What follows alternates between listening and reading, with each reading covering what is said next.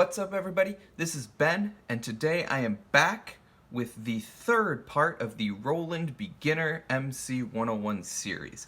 Now, just want to talk real quick before we get into this about where we're at in the beginner series, and that is with the first two lessons. And if you haven't seen them, they're up here, I think, somewhere, or they're in the description. And I think with those two videos, we can really make just about anything we can imagine on the Roland MC-101. That is the foundation of how this device works, and I really think there's basically limitless possibilities with that. That said, this is very, very powerful and can do a lot more than what I've talked about so far. So moving forward, these beginner videos will still be with the intention that you don't know anything else about music or groovebox other than what you've already learned in these videos. But they're going to be more specific. They're going to be getting into different levels of detail on different parts of the device, and maybe not everyone needs to know everything that I'm talking about, but I think it's useful for everyone to have at least some understanding of everything that I'm talking about, and I think it can open up a lot more creative possibilities in your music. So with that said, I still have a lot of information to cover on this, so stick around, like, subscribe, stay tuned. And with that said, we have a pretty exciting lesson planned for today, and that lesson is drums. So let's get right into it. So the first thing I'm gonna do is this is basically a new project. I just put in that little drum roll, but I'm going to delete everything. So if you've ever wondered how to change the track number 1, which is by default a drum track, if you want to change it to a tone track, you can delete it the same way you delete anything else, which is hit Shift Project, which is the shift function of project is clear, you can see here. So Shift Project and then hit the track, and it will say delete track. You can say OK, and then it deletes it. And I'm going to do the same thing on track 2 just for fun. Right now it's a knit tone, but Shift Project delete, delete track.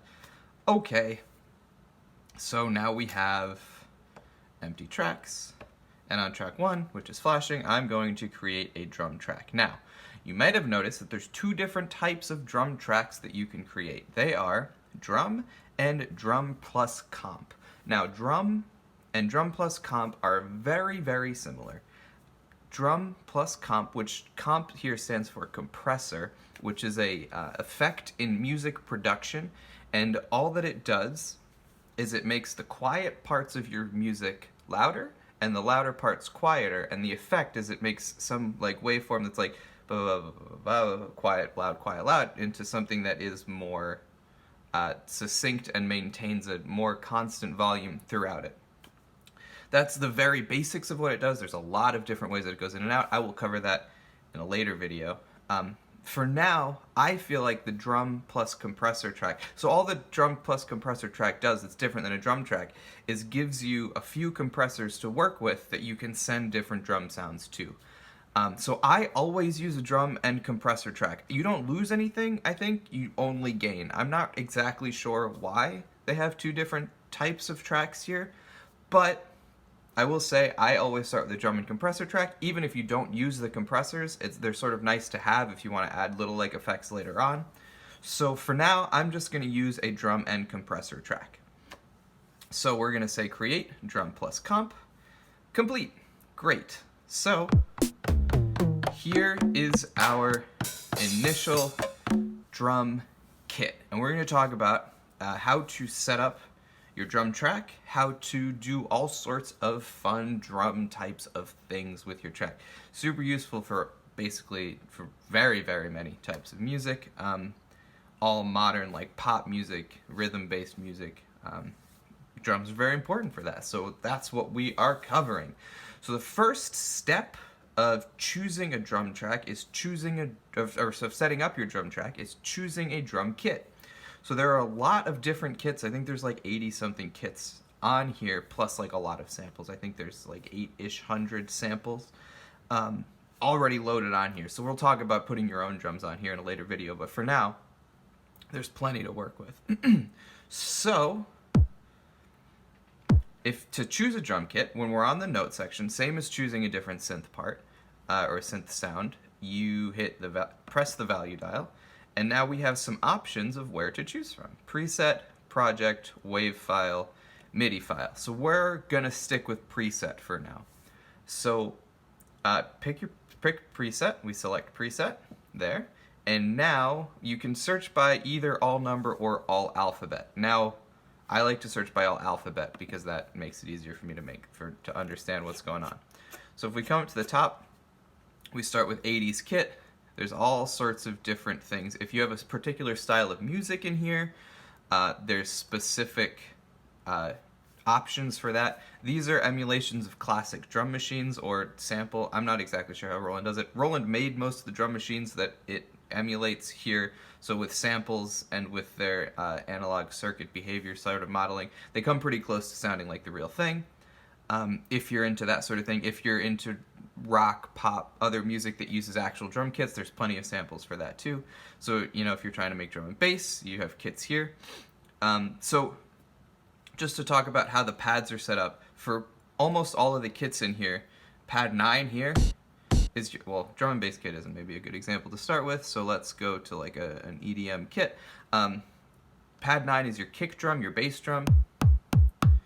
Pad 10 is your snare, and pad 2 is your clap sort of sound. So when I'm choosing a kit, I usually focus on the kick, snare, and the clap sounds. So you have those here, and as you scroll through, you can see those different sounds. Now, also kind of nice to think about the hi-hat sound, which you usually have a closed hi-hat on pad 3 and an open hi-hat on pad 4. To me, these four sounds, maybe this one, depending on the genre, that sort of defines what the kit sounds like to me. So when I'm looking for a drum kit, these are the first ones that I sort of play around with and think about. So there's a lot of EDM kits, obviously. Electric kit, so you know, if you're trying to make future bass, that sort of thing. The rest of the pads, by the way, pad 1 is like a rim shot usually type of sound. It's a rim shot. 11 through 13-ish, sometimes 14 are toms. 5 is a crash cymbal usually, and then 6 is a ride cymbal, and then you got some percussion on the last 4 pads. So that, if you're familiar with regular drum machine stuff, that is sort of the layout of these, and you can audition sounds that way. It's nice, all of the kits here are set up pretty much very similarly, so it's easy to know where the sounds that you want are going to be. Once you get used to it, it becomes very quick to choose a kit. With that said, if you don't know much about music production, about drum machines, or whatever, kick, this is what goes like on your like downbeat on the 1, 2, 3, 4, like 1, it's like boom, it's punching you. That's what it is in most genres of music, obviously to each their own, and there's all sorts of different ways. The snare very often is on the 2, 4, so it's, and then you have a hi-hat that goes in the middle. That's it, you know, that's drums. Once again, I am not a drummer. So when we're choosing a kit, these two sounds are very important for most genres of music. If you're making jazz or something, that's like based on a ride cymbal. So if we were to go up, I do jazz on this a lot, so I know that the brush kit is pretty nice for jazz.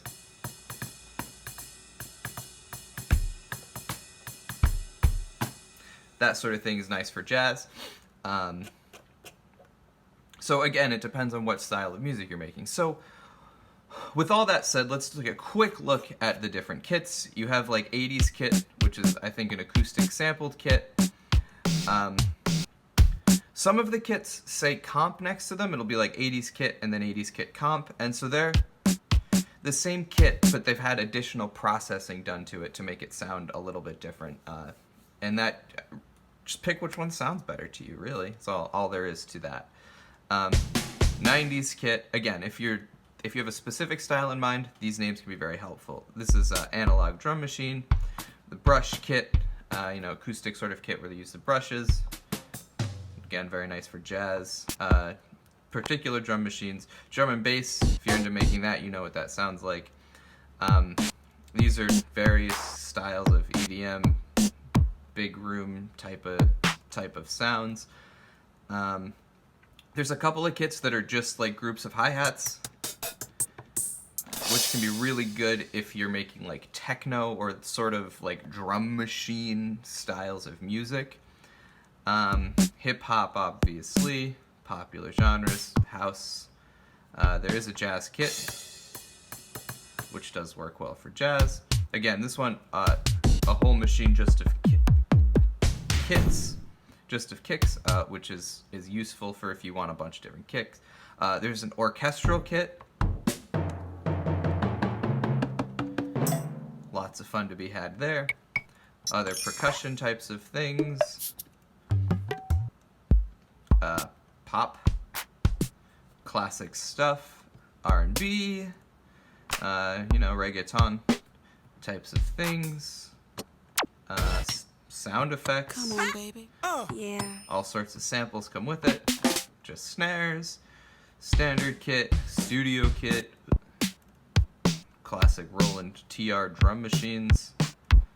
If you're into that sort of thing. And then some more types of kits. So, I think there's 80-something kits. I'm just going to go to one that I think is generic enough for us to work with here.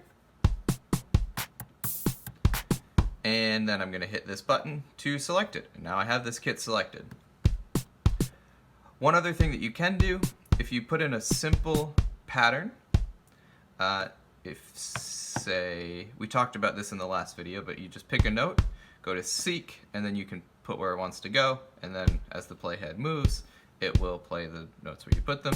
So I'm just going to put in a real simple beat like this. And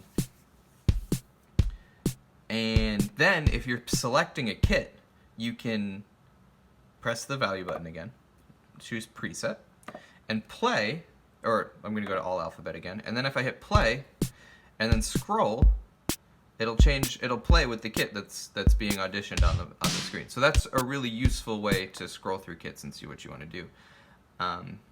So I just figured I'd mention that. We're sticking with Pop Kit 2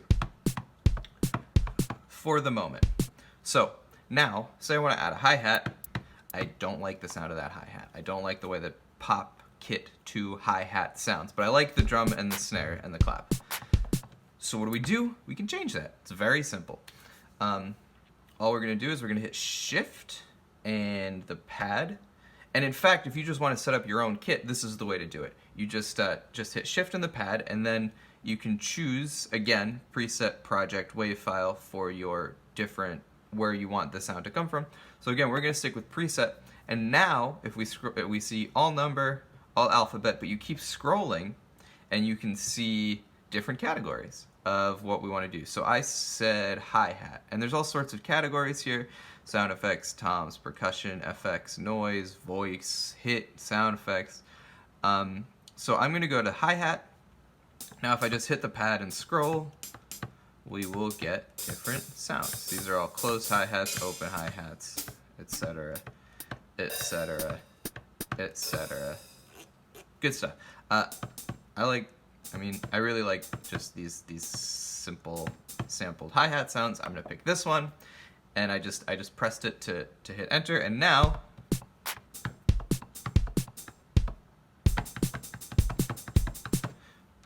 very nice. So I still have this very simple beat that I've put in, and I can put the hi-hat in now if I want.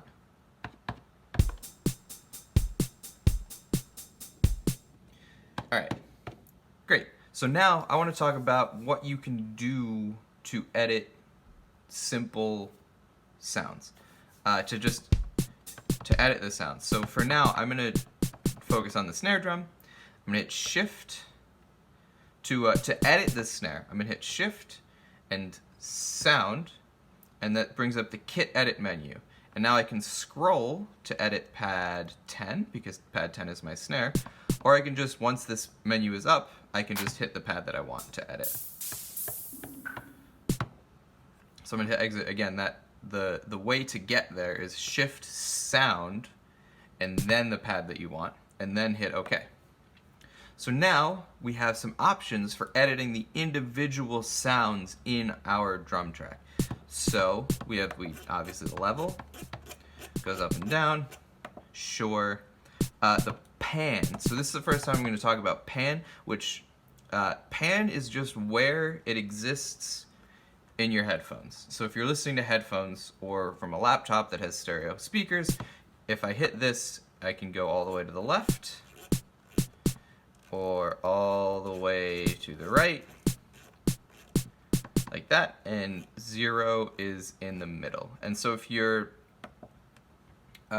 were a producer or musician working in a studio, you may pan different drum sounds to different areas of the stereo fields, which is just the word for where it sounds like it's coming from, the left or the right. So you may want to pan different drums to different areas. That's a common production technique. This isn't really a production lesson. I might do production lessons on the 101 at some point in the future, but for now, know that if you want to put stuff in the left or the right, that is an option that you can do with this. And you can do that, each pad can be panned in a different direction.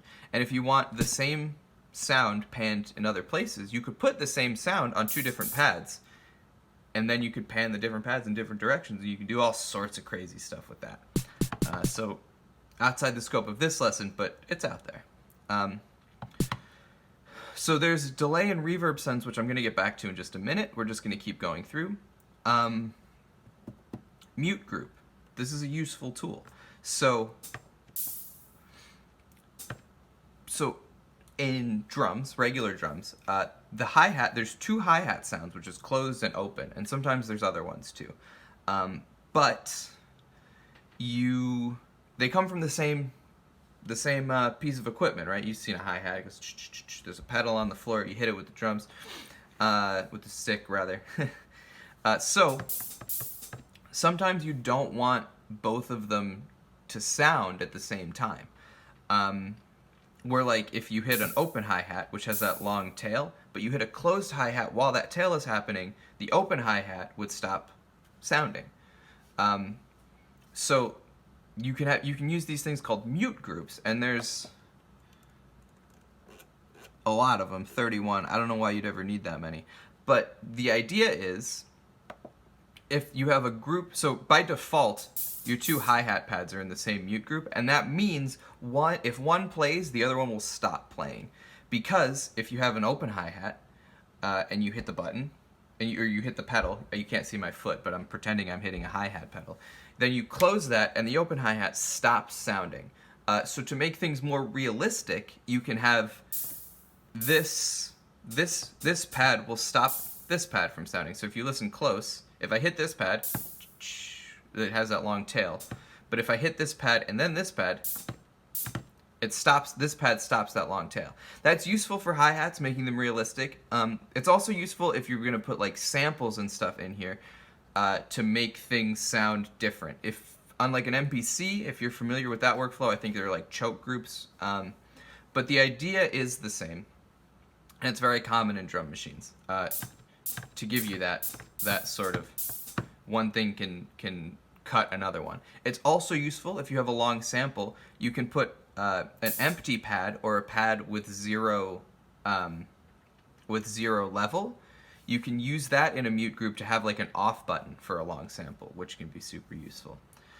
So moving on, we have the output assign. So we haven't talked about the multi-effects system yet, but you can decide if you want it to go to multi-effects or dry, or if you want it to go to a compressor, but that's a little bit outside the scope of this video. It will be coming in a later video. So the key offset. So the other thing is, as I'm doing this, you can see what pad I'm currently editing by what is there and by what is red. So if I hit this pad, I'm changing this drum. If I hit this one, I'm changing that. And so that you can edit things back and forth very quickly, and I'm doing it sort of intuitively, but I don't want to ignore that because I am doing it. It is a useful thing to be aware of what I'm doing. So we're going back to here. So the key offset changes the pitch, which is super useful. Do all sorts of fun stuff with that. Tune your drums, all that sort of thing, and then you can also tune them on a much more subtle level to get fine-tuning sorts of things, which is useful, again, for if you're doing samples and stuff. You also have filter controls. You have cutoff and resonance, and so filter, a high-pass or low-pass filter, a low-pass filter only lets low frequencies go, a high-pass filter only lets high frequencies go, so you can use this to shape the drum sounds you want. For example, on a snare, if you bring it to the left, you engage a low-pass filter, which makes it sound sort of muffled. I'm going to switch to a kick drum. I'm going to switch to pad 9 now. And you can hear the low frequencies if you're in bigger headphones or speakers. This might be a little less audible if you're on a phone or computer speakers, but that's fine. Just know that you can move it to the right to engage a high-pass filter, which will cut out some low frequencies. And these aren't like perfect filters, but they're very useful for like sort of just subtly shaping your drum sounds. And you can really make any of these kits sound like whatever you want it to. There's a resonance parameter for the filter, and so resonance. So cutoff is the frequency that it cuts off everything above or below. Resonance emphasizes that cutoff frequency and still does the filtering. And that can change the sound. It can make sound a little bit more harsh if you want that. So if I engage the resonance, I don't think it will do anything unless I engage the filter with the cutoff. Oh, you can hear it. So you can hear that like it gets like sharper sort of. That combined with moving the filter can really give a lot of shape to your sound, if that's something you want to do. And I mean, it's something I encourage you to explore on drum sounds, because it can really make the kit sound like whatever you want the kit to sound like. Once again, I think most of what you need for music is covered in the first two videos, but this gives you another level of exploration and shaping if you want that sort of thing. So attack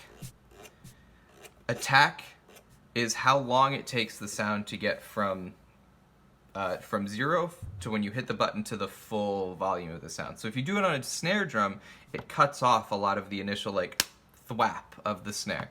It can be useful for all sorts of effects and things. And then there's other envelope shaping parameters.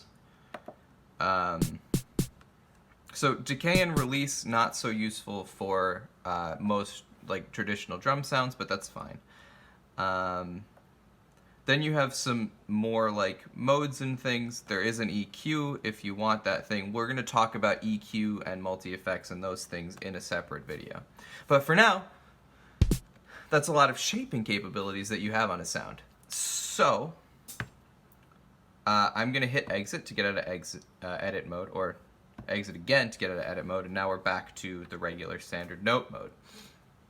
So, what's next? So I promised I would talk about reverb and delay. So reverb and delay, I'm going to come back once more. I'm going to hit Shift, Sound, Pad 10, Value. Great. So let's look at delay send and reverb send. So send effects are effects that are common to everything in the unit. So you can send the reverb and delay from any of the tracks. And what it does is it takes off a piece of your signal from the drum track, goes through the effect. Reverb is like space sound. Like reverb, think you're in like a big church. Like you can make something sound like you're in a big church or a hall or whatever sort of space that you want it to sound like. And then delay is like an echo sort of thing, like oh. You know what I mean?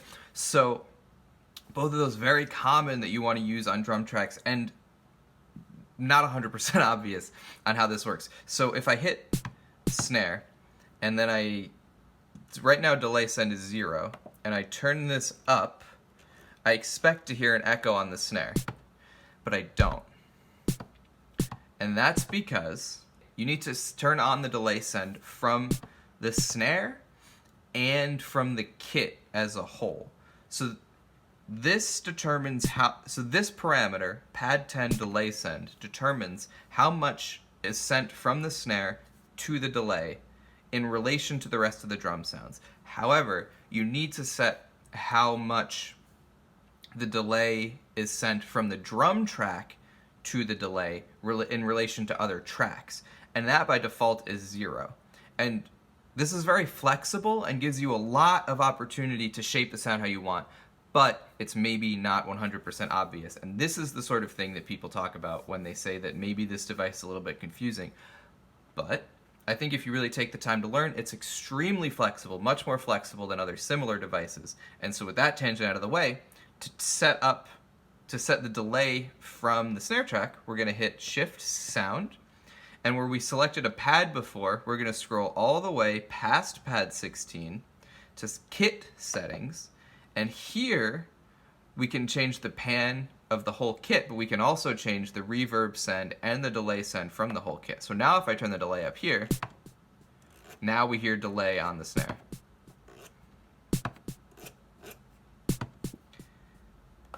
Great, okay. So also, we can turn up the reverb. Great. Now you hear that like whoosh, that comes with the snare. Very cool. So now we have delay and reverb on the snare. You can do the same thing on any of the drums. One more thing that's not maybe ideal. I'm going to hit exit and I'm going to hit Shift Sound. So kit edit, and then I'm going to pick a different sound. You can hear now there's some reverb on this clap sound. So if I go into edit and I look at the reverb sound, a lot of the pads have reverb and delay on by default. That can be annoying to some people, and I definitely understand that. But if you're not sure how to set up reverb and delay, the defaults are pretty good. There's not much like delay on kick. There's a little reverb on the kick, and you normally don't want that. But then like stuff like the hats and stuff have a little bit of reverb and decay and delay, and that is really useful, I think, to get going. And then once you know how you want your drums to sound, you can really dive in and fine-tune all of these things. So those are your send effects. We'll talk about how to edit the send effects and the multi-effects in a later video. But for now, I think that gives you a lot of options and flexibility. Okay, great. So I'm gonna hit exit again, and we're gonna come back out to main, like this. I'm going to take this delay off because I don't want that sort of delay on this. So Shift Sound, pad 10, enter, scroll over to delay, send, and turn it off. Great. Still have reverb. Reverb's great. So cool. So we've got that covered, and now we're gonna move on to the step sequencer. And so if I hit play, we still have our little beat from before. I'm going to go back to this hi-hat, and we're going to talk about how hi-hats go. So I'm going to go and just put hi-hats on these steps. That sounds pretty good. What I am also going to do is now we're going to talk about the flexibility of the step sequencer, because there's a lot of cool stuff you can do with the step sequencer that we haven't covered yet.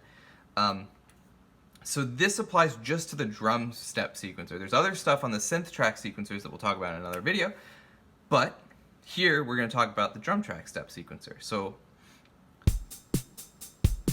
to access the extra sort of functions on the step sequencer, you're going to hit Shift and then any pad, and it'll tell you that the note is empty.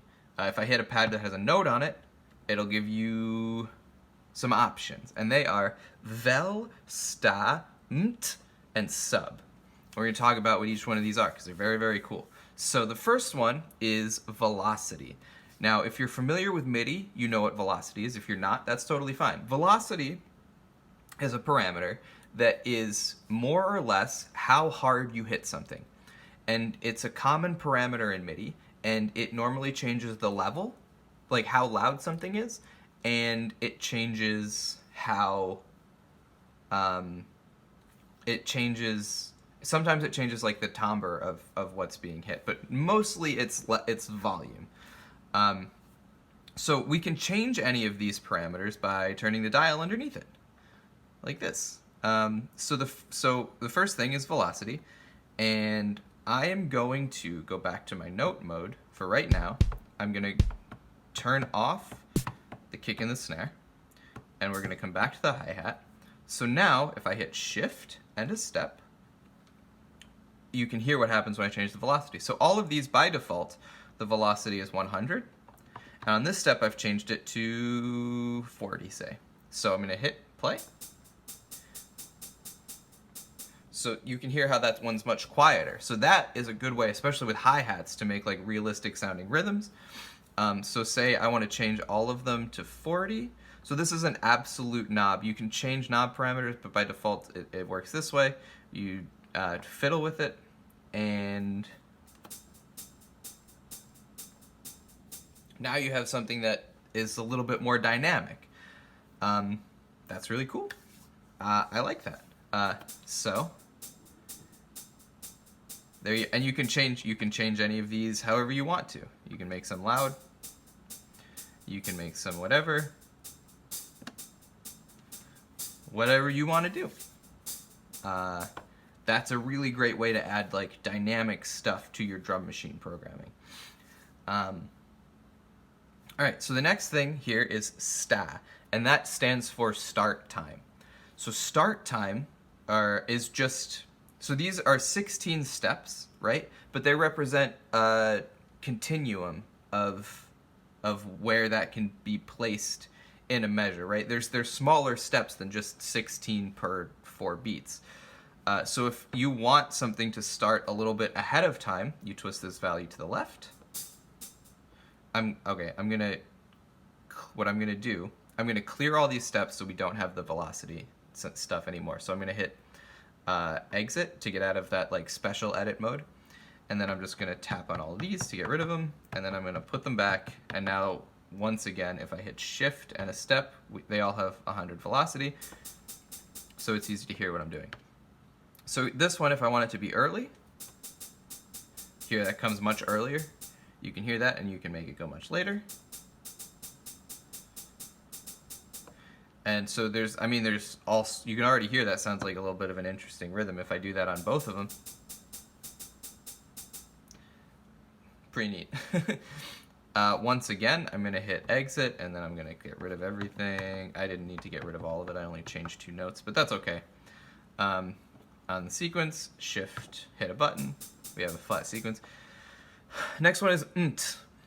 This is mute probability, which is an interesting parameter. I don't use it so often, but a lot of people really like it, and it adds an element of randomness to your drum tracks. That can stop them from becoming stale if they're going over and over and over again, which can be a useful function. And so all that is a probability from 0 to 100 that this step will be played every time it comes. So every time the MC-101 is about to play this, it rolls the dice, and if the number comes out between 0 and whatever thing you set, then it'll play it, and if it comes out above it, it won't play it. So if I set it to 33, it will only play roughly a third of the times that we come through. So if we watch, didn't play that time, played that time, played that time, played that time, didn't play that time. So, you know, if you did that a lot of times, you would find that about 33% of the time it played that step. That can be a very useful parameter. The last one is called sub, and it stands for subdivide or subdivisions, I think. This is, if you listen to pop music or trap, or it comes from trap, but it's in all sorts of genres now. It is like a roll or a flam. What it does is it takes the beat and it divides it in half and plays the note on each of the 1/2 steps, or a third and plays it on 3 of them, or a fourth, so it'll divide this one step into 4 pieces and play the sound on all 4 of them. Or flam, which I think probably it plays it 5 times. So on 1/2 you can hear plays it twice. 3, starts to sound like a roll, like a triplet, quick triplet. 4, and then flam. You can it's hard to hear with this particular sample, but you get the idea. If you turn it up, it plays it more times. Useful for hi-hat rolls, all sorts of fills, lots of fun stuff. So yeah, that is what you can do with the step sequencer, and you can use these things to make things very interesting. So, moving on, I'm going to come back to note, and I'm going to put back my kick and snare pattern, and we have... Cool. So, there's one more important thing in drum tracks that I think it's really important because it's a performance feature, and I like performing. To me, performing music is the best part of it. So, it's mutes. Mutes are really, really cool because you can make fun things happen. So, like, I just muted the kick drum. There's no more kick drum. Now the kick drum is back. Super cool. So, there's 2 ways to mute. The first way is hold the track button. So we're on track 1, so we're going to hold track 1 and hit the pad. And it says mute pad 9, mute off pad 9, mute pad 9, mute off pad 9. Pretty cool. And the pad turns like a purplish. I don't know if you can see it, but in real, if you have one in front of you, you'll be able to see it turn sort of purplish. So that's your mute. You can mute whatever you want. No snare now. Which is really cool. Now the other way to mute works the same way. You hold the note button and then hit the pad that you want. And it doesn't say anything, and it turns like a darkish green color to show that it's muted, but it works the same way. Hear that? Pretty cool. So both these are really useful for different types of fills and things, and you're probably wondering why I have 2 buttons that do the same thing, because they very subtly don't do the same thing. So to demonstrate this, I'm going to make a clip, and I'm going to duplicate this clip and put it here the same way we did in lesson 2. So I'm going to hit Shift, copy, clip all, copy, track 1, clip 1, boom. Copy it to track 2, clip 2, and hit OK, copy, clip. Great. So now I have 2 clips, and here we have playing clip 1. I'm playing clip 2 now. There's clip 2, clip 1 again. So, 2 different types of mutes. If you hold the track button, it mutes for the whole track. So again, the track is your drummer on this slider, whereas the clip is different parts of your song. So if I hold track 1 and hit the kick drum, now there's no kick drum. And if right now I'm playing clip 2, or I'm playing clip 1, play clip 1. By the way, if your screen doesn't look like this, if it says something different up here, which it might, that's because you're on a different firmware than I am. I'm on firmware version 1.5, and if you're on firmware 1.3, 1.2, which you can tell when you turn the device on, it tells you what version your firmware is, your screen won't look exactly like this. And that's okay, but if some of the button combinations I say don't work, if you update your firmware, they'll work the way that I say. That's just a note that I meant, because there was a thing in the last video that works only on, like, from version 1.3 forward. So if you go to the Roland website, there's instructions. If you have an issue, there's a video that someone else made that I'll try to link to in the comments for how to update your firmware. That said, right now we're playing track 1, and we have the kick drum muted. And since I muted it with the track button, if I go to clip 2, the kick drum is still muted. So now we're on track 1, clip 2, the kick drum is still muted. I can bring it back in the same way. But if I want to mute it on just this clip, just for this part of the song, I can use the note button. Now, with the note button, there's no drum here. And I can go back to clip, and if I go to clip 1, the kick on clip 1 is not muted, but the kick on clip 2 is still muted. There's still no kick there. So that's really cool. That's a very powerful live performance and like composing and jamming sort of tool that you can use. So with that said, that's the whole lesson, really. But as a little bonus, I'm gonna show you how I made the drum roll at the beginning of this, because I think that's a useful thing to sort of know how to do. So real quick, I'm gonna go to clip. I'm gonna make a new clip on track 3. So I'm gonna hit enter, create new clip. Great. No sounds. We still have PopKit 2. Still have some reverb here, which is good. So what I'm gonna do is I'm gonna copy this note, this sound, to this one, to this pad, because I don't need this for the snare, and I want 2 different snares. So I'm gonna hit Shift with this, having hit this, with this pad 10 lit up red. I'm gonna hit Shift and copy, and it said copy pad 10. Then I'm gonna hit pad 11, and I'm gonna hit Shift copy again. The first one copies, the second one pastes. So Shift copy, paste pad 11. If you go back and pause, you'll see that it said paste pad 11 there. 2 identical pads. Cool. Now, on pad 11, I'm gonna hit Shift, Sound, pad 11, okay, and I'm gonna go and I'm going to change the level to maybe 100. So there's a subtle difference in there. Cool. Now I'm gonna take pad 10, the first one, and I'm gonna go to sequencer, and I'm gonna put it in all of the steps. Doesn't sound very good. That's all right. Now what I'm gonna do is I'm gonna hit Shift, Enter, and I want the velocity to slowly get bigger through the whole length of the track, right?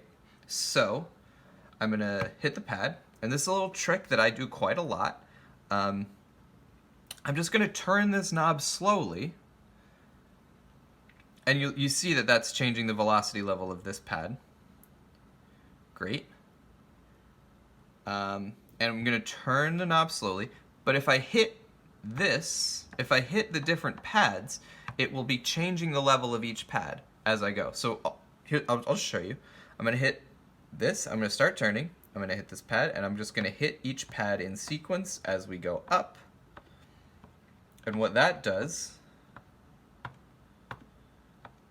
is it sets the value for each pad a little bit differently. The last ones maybe didn't get quite, yeah, they're okay. So now we can go back and look. You see the value here was set at 1, value here was set at 6, 19, 34, and you can see that it goes up through the whole thing, and that's pretty cool. I may be biased it a little bit towards the end, but that's fine. So if I hit play now, you can hear it growing. That's pretty nifty. Okay, cool, good. So there's one other thing I want to do, and that is change the start time of each step so it falls just a little bit before the step. So I'm going to maybe 20. This is trial and error. I think I remember that I set it about 20 before I made this video. So on step 2, just jiggle. If you just jiggle the knob a little bit, it registers. And if you're not exactly okay, if you're not exactly on the right number, like if some are 19, some are 20, some are 18, that's probably fine. Most drummers aren't perfect to like fractions of milliseconds either. Plenty of them are. Like I said, I'm not a drummer. I wouldn't be anywhere near it if I was trying to do this. But generally, I feel like most of the time when you're setting these values, close enough is close enough. Obviously, depends on your application and your ears, and if you want everything perfect, you can make everything perfect. I'm just going through and quickly setting these values to like about 20 before. So it sounds the same as before I changed the start point because we don't have anything else to reference it to. So now I'm going to come back to another neat thing is that the pads get brighter. I hope you can see on the camera, but the pads get brighter when they have higher velocity. That helps you have an idea when you're just looking at it of what your velocity is set at and how loud things are. So I'm going to come back to the other snare. which is starts out quieter than the first snare. And I'm gonna do the same thing here, like this. And if I play it together, doesn't sound very good at all. But we're not done yet. So I'm gonna hit shift, and I'm gonna do the same trick with velocity, where I'm gonna start here and slowly go through all of the steps, hopefully. Okay, that looks about right. Great. Cool. And then for each one, I'm going to change the start point to about plus 20. And again, the plus and minus 20 number is trial and error that I did before I started recording with the camera. And I hope that I'm remembering it correctly. So, if not, it'll be a learning experience. Take what you can get. So, now they're all plus 20, and now, sounds alright as a roll. Not bad, not bad. So, to finish it, we're going to hit shift, measure, and we're going to change our step length. Now, since it's sort of a one thing that I did where I just hit play and then we got to the onto the rest of the video, I'm just gonna, it doesn't really matter what I set it to. I'll set it to 32, so it's 2 bars long. And then we're gonna go to note, we're gonna hit one snare at the very end, which is gonna be like psh, and that will be, I'll go to sequence and move over to measure 2, and I'm gonna put the snare there. And then I'm gonna use a crash cymbal, and I don't like the sound of that crash cymbal, so once again, shift, hit this button, preset, cymbal, sounds fine. Now I have this, and I'm going to do a sequence, and I'm going to put it on measure 2, beat 1. And now, when I hit play,